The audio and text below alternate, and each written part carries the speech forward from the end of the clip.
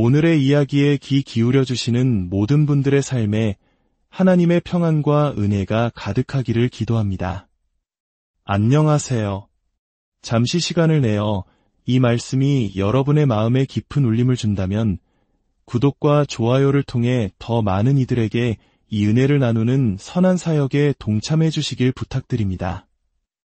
여러분의 작은 손길 하나가 누군가에게는 절실한 위로와 새로운 희망의 빛이 될 수 있습니다. 주님의 이름으로 여러분을 축복합니다. 여러분은 얼마나 많은 사람들을 진심으로 신뢰하시나요? 당신의 삶에 어떤 일이 닥쳐도 변치 않을 것이라 믿는 사람들의 명단이 아주 긴가요?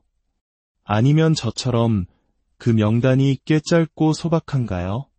솔직히 저는 많은 사람을 신뢰하지 않습니다.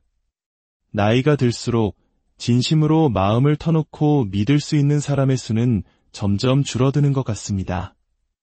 하지만 역설적이게도 그렇게 남은 소수의 사람들에 대한 저의 신뢰는 시간이 갈수록 더욱 깊어지고 단단해집니다. 어쩌면 이런 제 모습이 어떤 분들에게는 그리스도인답지 않다고 느껴질지도 모르겠습니다. 우리는 모든 사람을 사랑하고 신뢰해야 하는 것 아니냐고 반문하실 수도 있겠죠. 하지만 성경을 보면 예수님조차 모든 사람을 신뢰하지는 않으셨습니다. 요한복음 2장에는 수많은 사람들이 예수님을 믿는다고 고백했지만 예수님께서는 자신을 그들에게 맡기지 않으셨다고 기록되어 있습니다. 왜냐하면 그분은 사람의 마음속에 무엇이 있는지 다 아셨기 때문입니다. 저는 당신을 따르는 제자입니다라고 외치는 사람들 속에서 예수님은 그들의 말 너머에 있는 진짜 중심을 꿰뚫어 보셨던 것입니다. 저 역시 마찬가지입니다. 저는 단순히 교회 건물 안으로 들어왔다는 이유만으로 누군가를 쉽게 신뢰하지 않습니다. 주일에 교회에 출석하는 것은 누구에게나 열려있는 일이니까요. 진정한 신뢰는 그때 생겨나는 것이 아닙니다. 진짜 신뢰는 한 사람이 인생의 가장 어둡고 힘든 터널을 지날 때 그가 어떻게 반응하고 행동하는지를 목격할 때 비로소 싹트기 시작합니다. 견디기 힘든 고난 속에서도 흔들리지 않는 믿음을 보일 때 우리는 속으로 생각하게 됩니다. 아, 저 사람은 진짜구나. 저 사람이 고백하는 믿음은 입술에만 머무는 것이 아니었구나. 자신의 안락함과 편안함을 기꺼이 포기하고 무언가를 향해 헌신하는 모습을 볼 때 우리는 감동하며 말합니다. 저토록 어려운 길을 선택하다니 저 사람은 자신이 믿는 것을 정말로 인생을 걸고 믿고 있구나. 그렇습니다. 시련의 시간은 우리의 믿음이 진짜인지 아닌지를 증명하는 시금석과 같습니다. 그리고 그 시간을 통과한 사람을 보았을 때 우리는 비로소 이제 저 사람을 믿을 수 있겠다고 말하게 됩니다. 이것은 결코 나쁜 태도가 아닙니다. 성경은 우리에게 끊임없이 경고합니다. 마지막 때가 되면 우리를 속이려는 거짓 선지자와 거짓 교사들이 많이 나타날 것이라고 말입니다. 어떤 이들은 그저 말을 유창하게 한다는 이유만으로 혹은 외모가 번듯하다는 이유만으로 너무나 쉽게 다른 사람을 신뢰합니다. 여러분은 저를 얼마나 신뢰하십니까? 제 삶을 깊이 들여다본 적이 있으신가요? 제 자녀들에게 제가 가정에서도 진실한 사람인지 물어본 적이 있으신가요? 제 재정 사용 내역을 보신 적이 있으신가요? 우리는 누군가를 따르기로 결정하기 전에 왜 그 사람을 신뢰해야 하는지 스스로에게 질문해야 합니다. 사도 바울은 그의 영적인 아들 디모데에게 편지를 쓰면서 바로 이 점을 강조했습니다. 마지막 때에 나타날 여러 거짓 가르침에 대해 경고한 후 바울은 디모데에게 이렇게 말합니다. 그러나 너는 다르다. 너는 나의 삶을 보았다. 바울은 디모데에게 자신을 신뢰할 수 있는 이유를 삶의 총체적인 모습으로 증명해 보입니다. 그리고 우리 역시 다른 사람들이 신뢰할 수 있는 그런 삶을 살아야 한다고 도전합니다. 입술로만 떠드는 사람은 세상에 너무나도 많기 때문입니다. 그들의 삶을 들여다보면 그들의 행동이 그들의 말을 완전히 반박하는 경우를 우리는 얼마나 많이 보게 됩니까? 디모데후서 3장 10절에서 바울은 이렇게 말합니다. 너는 나의 교훈과 행실과 의향과 믿음과 오래 참음과 사랑과 인내와 박해를 받음과 고난과 또한 안디옥과 이고니온과 루스드라에서 당한 일과 어떠한 박해를 받은 것을 내가 과연 보고 알았거니와 주께서 이 모든 것 가운데서 나를 건지셨느니라. 이 구절은 제가 제 인생의 마지막 순간에 누군가에게 꼭 해주고 싶은 말입니다. 그리고 오늘 이 이야기를 듣는 여러분 모두가 인생의 마지막에 남길 수 있는 고백이 되기를 소망합니다. 바울은 말합니다. 너는 나의 가르침을 보았다. 내가 성경의 진리에서 벗어난 적이 있었더냐? 너는 나의 행실을 보았다. 내가 가르친 대로 살지 않은 순간이 있었더냐? 내 삶은 너에게 숨겨진 것 없는 펼쳐진 책과 같았다. 너는 나의 삶의 목적, 나의 동기를 보았다. 내가 명성을 얻기 위해 이 길을 걸었더냐? 내가 부자가 되려고 이 고생을 자처했더냐? 아니다. 너는 내 삶의 유일한 목표가 오직 예수 그리스도께 영광을 돌리는 것이었음을 똑똑히 보았다. 너는 나의 믿음을 보았다. 상식적으로는 도저히 이해할 수 없는 선택을 하고 오직 하나님 한 분만 믿고 나아가는 믿음의 발걸음을 너는 보지 않았느냐. 세상의 관점에서는 말이 되지 않는 삶. 그러나 예수 그리스도 안에 있는 영원한 생명을 믿기에 온전히 설명되는 삶. 그것이 나의 삶이었다. 많은 사람들의 삶은 예수님을 믿든 믿지 않든 세상적으로 너무나 잘 설명이 됩니다. 믿음을 위해 무언가를 포기하는 것을 본 적이 없고 믿음 때문에 손해를 감수하는 것을 본 적이 없습니다. 그저 세례를 받았다고 예수님을 영접할 때 눈물을 흘렸다고 말하는 것만으로는 충분하지 않습니다. 저는 그런 말만으로는 사람을 신뢰할 수 없습니다. 바울은 계속해서 말합니다.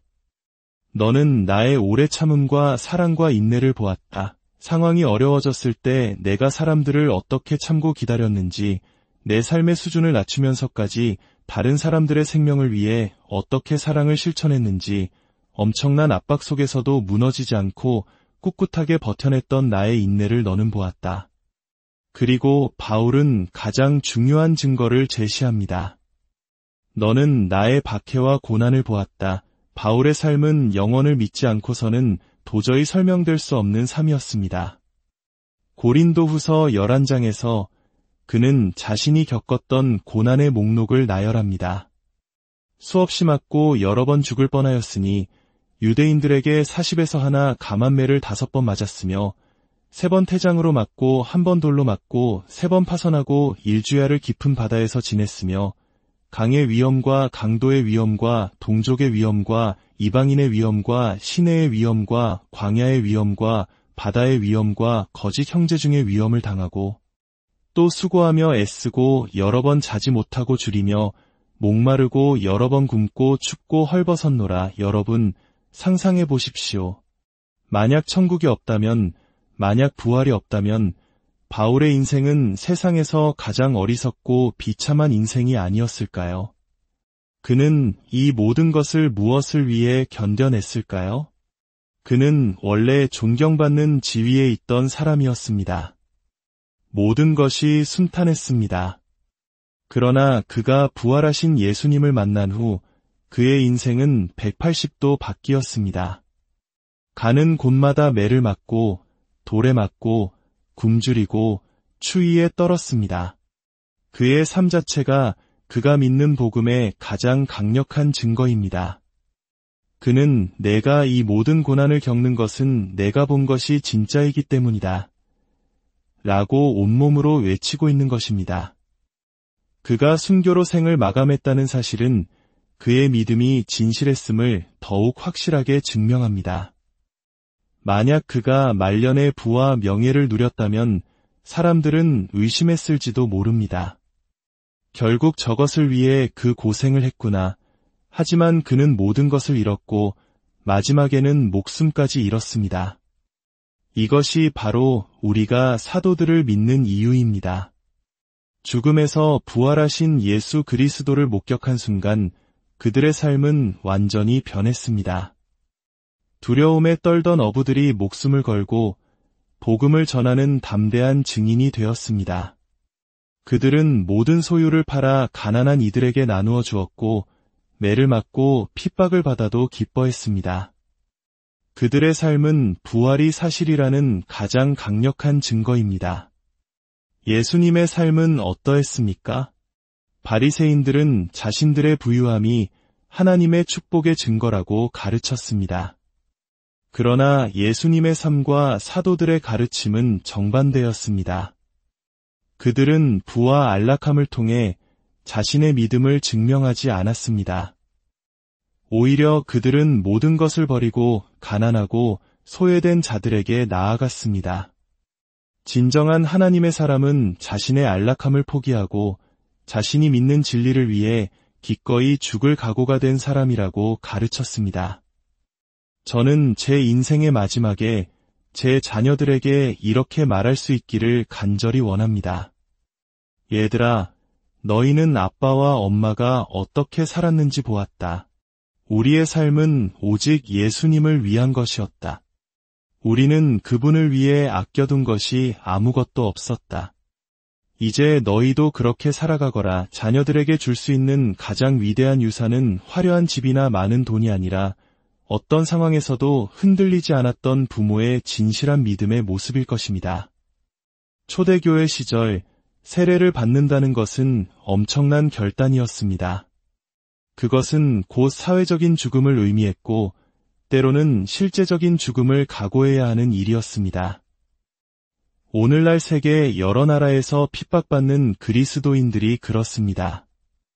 예수님의 이름으로 세례를 받는 순간 직장을 잃고 가족에게 버림받고 모든 것을 잃게 될 것을 알면서도 그들은 그 길을 선택합니다. 왜일까요? 그들이 발견한 예수 그리스도가 그 모든 것을 포기할 만큼 가치 있다는 것을 진짜로 믿기 때문입니다.